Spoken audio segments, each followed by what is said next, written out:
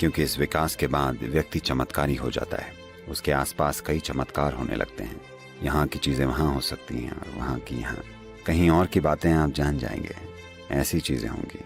आप काफ़ी कुछ जानते हैं, सब कुछ नहीं, पर दूसरे लोगों के मुकाबले आप चमत्कारी हो जाते हैं। आपका शरीर, या जिसे आप मैं कहते हैं, ये कई चरणों में खुद को विकसित करता है। योग में ये विकास के 7 चरण माने जाते हैं, या कहें तो मनुष्य के 7 अलग अलग शरीर हैं। 7 अलग अलग शरीर यानी वाकई 7 अलग अलग शरीर नहीं हैं। ये मनुष्य के विकास के 7 अलग अलग चरण हैं। पैदा होने के बाद 7 साल की उम्र तक सिर्फ भौतिक शरीर बढ़ता है। ये बाहरी शरीर या स्थूल शरीर है। 7 से 14 साल की उम्र तक व्यक्ति के भाव शरीर का यानी उसका भावनात्मक विकास होता है। 14 से 21 साल तक, अगले 7 सालों तक मानसिक शरीर यानी व्यक्ति की बुद्धि विकसित होती है। जब बुद्धि विकसित होती है तब चीजें सीखने में रुचि आती है। पर आमतौर पर आज आधुनिक समाज शरीर की बस इन 3 अवस्थाओं, बाहरी, भावनात्मक और मानसिक शरीर तक ही सीमित है। हम उससे आगे विकास नहीं चाहते हैं। अगले 7 साल दिव्य मनस के लिए हैं। जैसे तार्किक मन होता है, वैसे एक और मन होता है जो बिल्कुल अलग है। योग में हम विकास के इस चौथे चरण से बचते हैं, क्योंकि इस विकास के बाद व्यक्ति चमत्कारी हो जाता है। उसके आसपास कई चमत्कार होने लगते हैं। यहाँ की चीज़ें वहाँ हो सकती हैं और वहाँ की यहाँ। कहीं और की बातें आप जान जाएंगे। ऐसी चीज़ें होंगी। योग में लोगों को दिव्य मनस तक पहुँचने नहीं दिया जाता है, क्योंकि ये है तो मन ही दिव्य है, यानी ये उस मन से कहीं बड़ा है जिसे हम जानते हैं। ये एक शानदार पैमाने का मन है।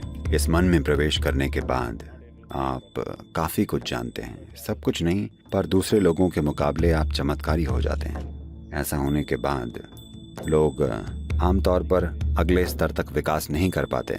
ज़्यादातर लोग इतने परिपक्व नहीं होते।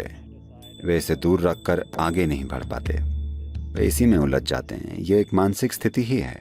तब वे टेलीपैथी और टेलीकाइनेसिस कर सकते हैं। ये सब चीज़ें दिव्य मनस हैं। 21 से 28 तक ये विकास आसानी से हो सकता है। ये एक प्राकृतिक प्रक्रिया है। उस उम्र में ये विकास बहुत आसान होता है। पर जो लोग आध्यात्मिक पथ पर हैं, उन्हें इसकी तलाश कभी नहीं करनी चाहिए, क्योंकि तब आपके पास बस एक ऊंचे स्तर का मन होगा। वैसे ही मन भ्रम में डालता है। ऊंचा मन गहरे भ्रम में डालेगा। ये आपको निचले मन से कहीं अधिक गहरे तरीके से उलझाएगा, तो हम इसे दूर ही रखते हैं। दिव्य मनस से जुड़ने के बाद कोई भी परम तत्व नहीं खोजेगा, क्योंकि ये इतना विशाल, इतना चमत्कारी है। ऐसा लगेगा भगवान मिल गए, आपको कुछ और नहीं चाहिए होगा। ऐसी भावनाएं पैदा होंगी। योग के मार्ग पर हम कुछ चीज़ों को दरकिनार करके हमेशा शून्यता पूर्ण विसर्जन की कोशिश करते हैं, क्योंकि उसके बिना काम नहीं चलता। आध्यात्म को एक विज्ञान मानने के बाद हम आध्यात्मिक मार्ग में मनोरंजन नहीं ढूंढते। हर छोटी से छोटी चीज को हम बस एक कदम मानते हैं जो हमें बड़ी चीज की दिशा में ले जाएगा। हम उसे कभी भी मनोरंजन मानकर उसके पीछे दीवाने नहीं होते। ये बहुत ज्यादा जरूरी है। ध्यान में लोग थोड़ा सा अनुभव पाकर रोमांचित हो जाते हैं, पर 2 महीने में वो फिर नीचे आ जाते हैं। ऐसा बार बार हो रहा है, क्योंकि आपका मनोरंजन होता है। इन चीजों से अपना मनोरंजन न करें। चाहे जो भी हो, हमारा काम है लक्ष्य तक पहुंचना।